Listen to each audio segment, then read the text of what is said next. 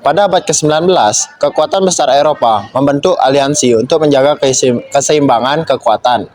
Dimulai dengan Aliansi Suci pada tahun 1815 dan Aliansi Tiga Kaisar yaitu pada tahun 1873 dan Aliansi Tiga yaitu Jerman, Austria-Hungaria, Italia pada tahun 1882. Lalu, setelah Kaisar Wilhelm II naik, Jerman tidak memperbarui perjanjian dengan Rusia, tetapi membentuk aliansi Prancis-Rusia pada tahun 1892. Britania Raya bergabung dalam Entente Cordiale bersama Prancis pada tahun 1904 dan Konvensi Inggris-Rusia pada tahun 1907, yang dimana menciptakan NTT 3. Ketegangan meningkat akibat terjadinya perlombaan senjata, terutama Jerman dan Britania.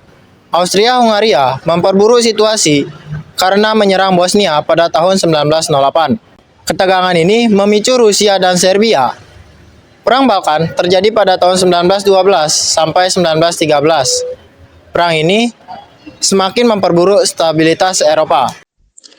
Pada tanggal 28 Juni tahun 1914 di Sarajevo, Bosnia, 7 pemuda Serbia Bosnia yang merupakan bagian dari gerakan nasionalis atau bisa disebut Black Hand berencana untuk membunuh Franz Ferdinand, pewaris tahta Austria-Hungaria. Upaya pertama gagal ketika sebuah bom dilemparkan ke arah Ferdinand oleh Nedeljko Jabrinovic yang kemudian langsung ditangkap. Namun beberapa menjadi korban luka. Perjalanan dilanjutkan menuju pertemuan terjadwal antara Franz Ferdinand dengan pejabat di sana. Ia diajak untuk berkeliling kota, namun Ferdinand memutuskan untuk mengunjungi korban luka akibat serangan bom di rumah sakit. Saat mobil yang dikendarai Archduke melewati rute alternatif, Gavrilov Princip, salah satu konspirator percobaan pembunuhan sebelumnya, kebetulan juga ada di sana. Gavrilov Princip melanjutkan aksinya dan berhasil membunuh Franz Ferdinand dengan menggunakan senjata api.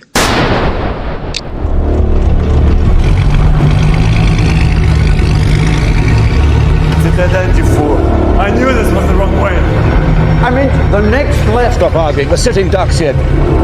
Get this car moving now.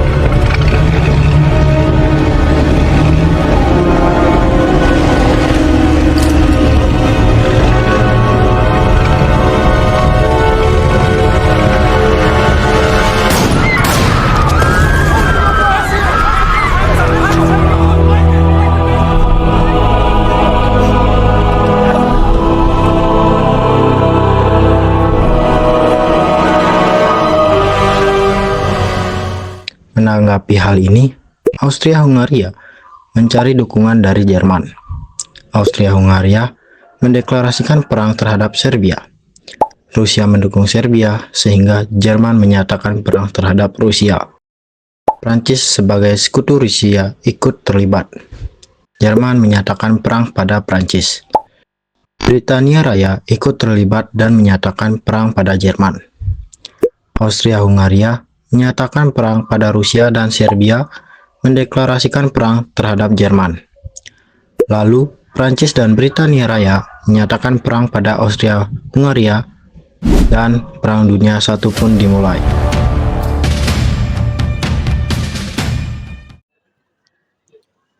Jadi, kenapa Perang Dunia I itu disebut sebagai Perang Dunia? Ada beberapa alasan kenapa Perang Dunia I itu disebut sebagai Perang Dunia. Alasan yang pertama yaitu karena melibatkan banyak negara-negara besar. Perang Dunia I melibatkan dua aliansi utama, yaitu Blok Sentral dan juga Blok Sekutu. Blok Sentral terdiri dari negara Jerman, Austria-Hungaria, Turki, dan juga Bulgaria. Blok Sekutu terdiri dari negara Prancis, Inggris, Rusia, Italia, Romania, Portugal, dan juga Amerika Serikat.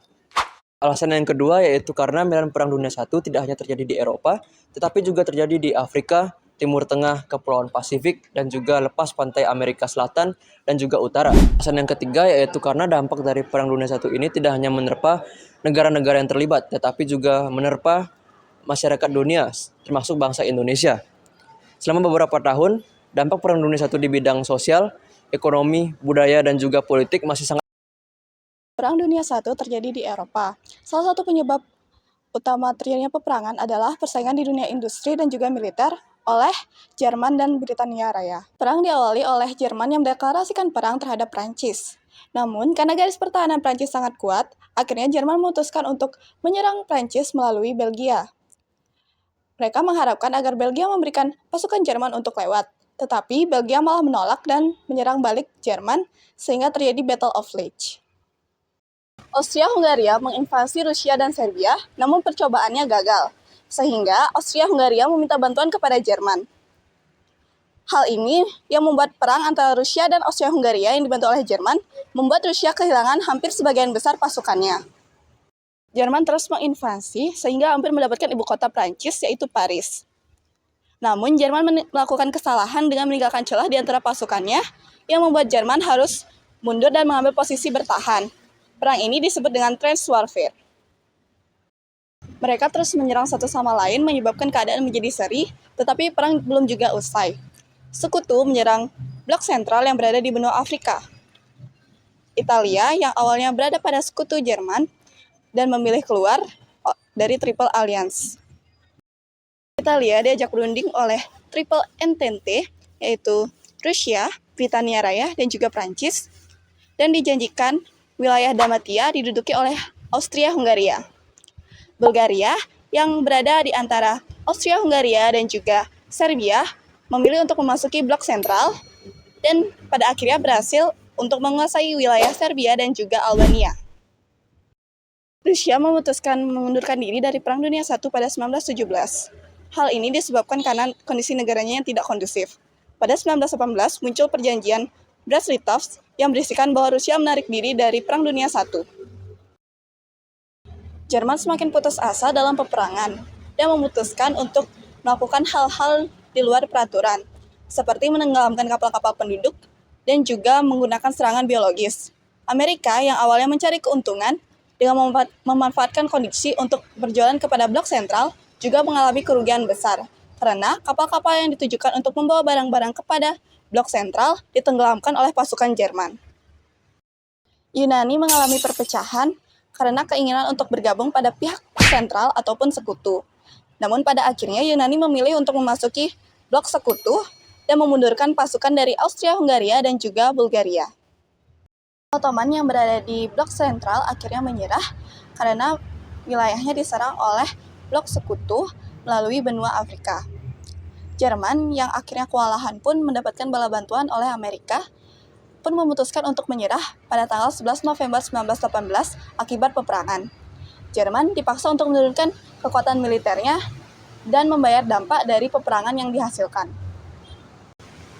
Pada akhir abad ke-19, persaingan politik di Eropa semakin meningkat sehingga negara-negara besar di Eropa membentuk aliansi untuk mempertahankan posisi mereka masing-masing. Salah satu aliansi terpenting pada saat itu yaitu Triple Alliance atau aliansi tiga negara yang dibentuk pada tahun 1882.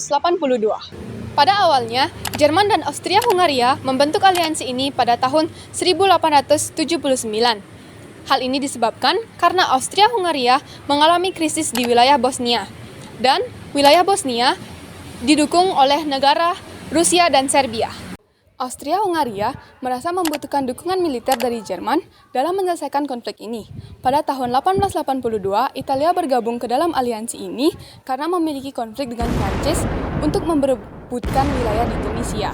Italia merasa bahwa bergabungnya Jerman dengan Prancis akan memberikan perlindungan yang kuat. And at last a triple agreement is drawn up to strengthen the ties between the three countries.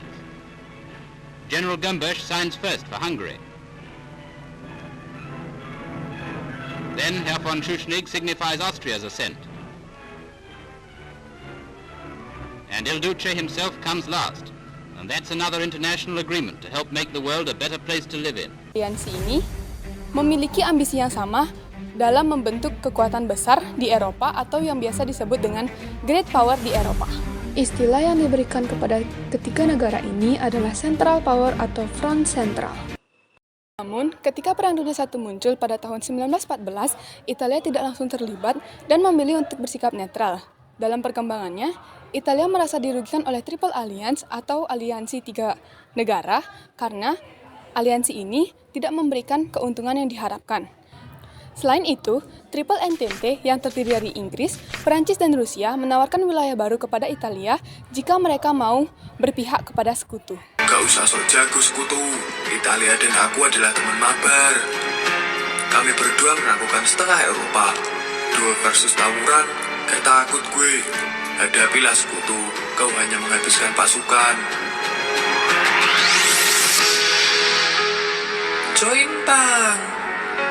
Oh Italia, aku sudah tahu kau akan bergabung denganku. Dan berbalik menyerang Jerman serta Austria-Hungaria pada tahun 1915.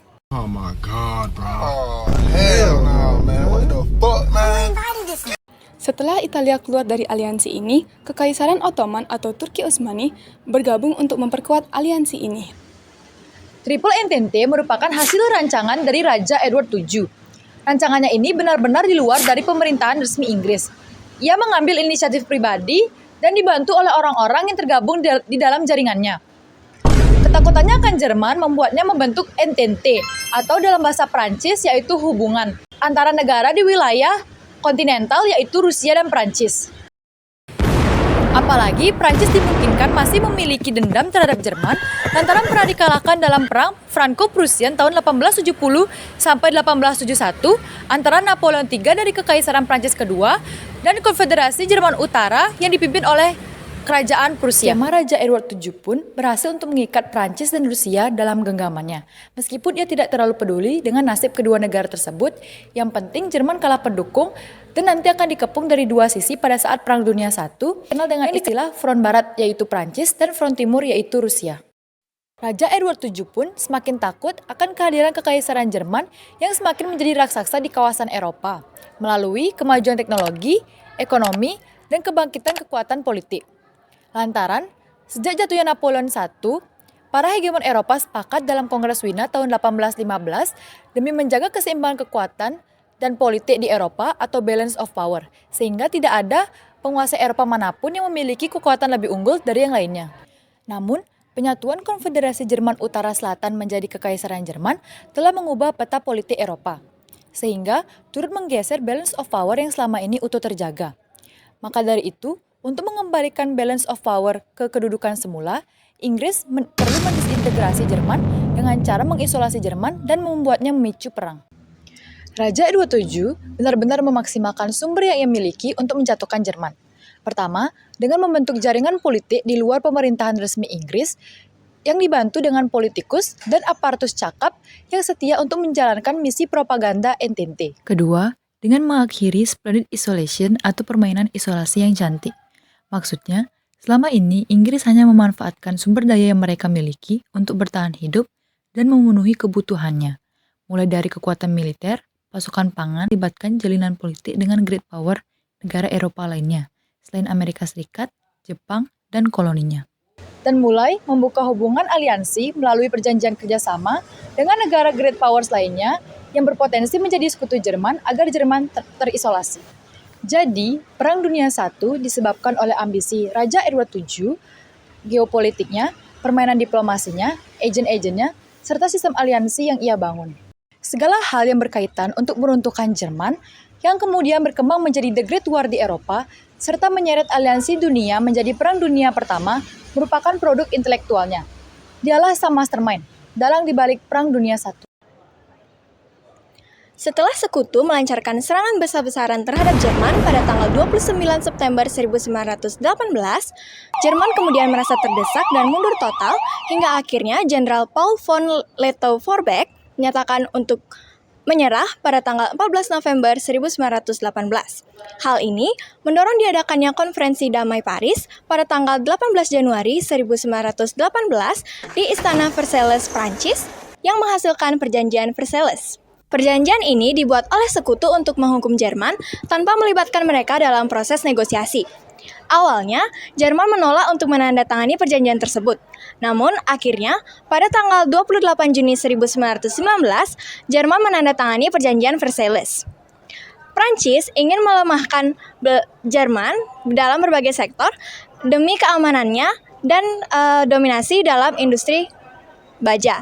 Inggris ingin memperoleh reparasi dan wilayah Jerman, sedangkan Amerika bertujuan membangun Liga Bangsa-Bangsa atau LBB untuk menjaga perdamaian dunia. Perjanjian Versailles memberi dampak yang buruk kepada Jerman. Perjanjian ini menghancurkan ekonomi Jerman, membatasi militer Jerman, dan memicu perubahan dari kekaisaran menjadi republik.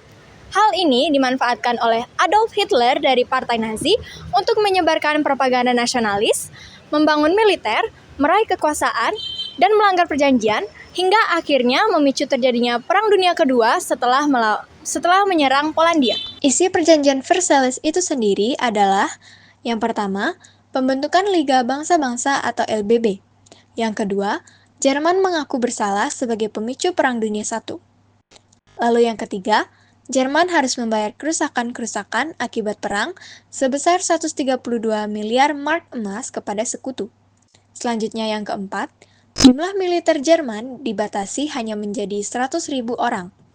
Yang kelima, Jerman tidak diizinkan mempunyai dan menggunakan tank. Selanjutnya yang keenam, Jerman hanya diizinkan memiliki 6 kapal dan tidak boleh ada kapal selam. Lalu yang ketujuh, Jerman tidak diizinkan memiliki angkatan udara. Yang kedelapan, wilayah Rhineland harus bebas dari personel militer dan persenjataan Jerman. Selanjutnya yang kesembilan, wilayah Alsace-Lorraine dikembalikan ke Prancis. Yang kesepuluh, wilayah Eupen dan Malmedy diberikan ke Belgia. Lalu yang ke-11, wilayah North Schleswig diberikan ke Denmark. Dan terakhir yang ke-12, wilayah yang sebelumnya dikuasai Jerman diberikan kepada Cekoslovakia dan Polandia. Akhirnya pada tahun 1918, kekuatan blok sentral mengalami kekalahan dan menimbulkan dampak seperti yang pertama, keruntuhan kekaisaran yaitu Kekaisaran Jerman, Austria-Hungaria, dan Ottoman. Kekaisaran Jerman kehilangan wilayahnya. Austria-Hungaria pecah menjadi beberapa negara baru seperti Austria, Hungaria, dan Cekoslovakia. Kekaisaran Ottoman dengan wilayahnya yang luas dibagi-bagi menjadi negara modern Turki. Yang kedua, perubahan peta politik Eropa. Banyak negara baru muncul di bekas wilayah kekaisaran yang runtuh seperti Polandia, Finlandia, Latvia, Lituania, dan Estonia. Selain itu, perbatasan negara-negara lain juga mengalami perubahan. Yang ketiga, pembentukan Liga Bangsa-Bangsa. Setelah Perang Dunia I, Liga Bangsa-Bangsa dibentuk dengan tujuan untuk menjaga perdamaian dunia dan mencegah terjadinya perang di masa depan. Yang terakhir, Perjanjian Versailles. Pada tahun 1919, ditandatangani Perjanjian Versailles antara Jerman dan negara-negara pemenang. Perjanjian ini berdampak besar pada Jerman, termasuk runtuhnya kekaisaran dan terbentuknya Republik Weimar. Kondisi ekonomi yang memburuk, inflasi tinggi, serta pengangguran massal membuat masyarakat kecewa terhadap pemerintahan baru. Eropa juga mengalami krisis ekonomi, sementara Amerika Serikat muncul sebagai kekuatan ekonomi global. Selain itu, perjanjian ini memicu munculnya negara-negara baru di Eropa. Pelanggaran Jerman terhadap Perjanjian Versailles. Adolf Hitler dan Partai Nazi memanfaatkan ketidakpuasan rakyat terhadap perjanjian ini untuk mendapatkan dukungan. Setelah berkuasa, Hitler secara terang-terangan melanggar perjanjian dengan membangun kembali kekuatan militer Jerman dan merebut wilayah yang telah diserahkan. Ambisi Hitler untuk menguasai Eropa memicu Perang Dunia Kedua, dimulai dengan serangan terhadap Polandia pada tahun 1939, yang menyebabkan Inggris dan Prancis menyatakan perang terhadap Jerman. Perjanjian Versailles yang bertujuan untuk menciptakan perdamaian justru memicu konflik baru dan menjadi salah satu penyebab utama Perang Kedua.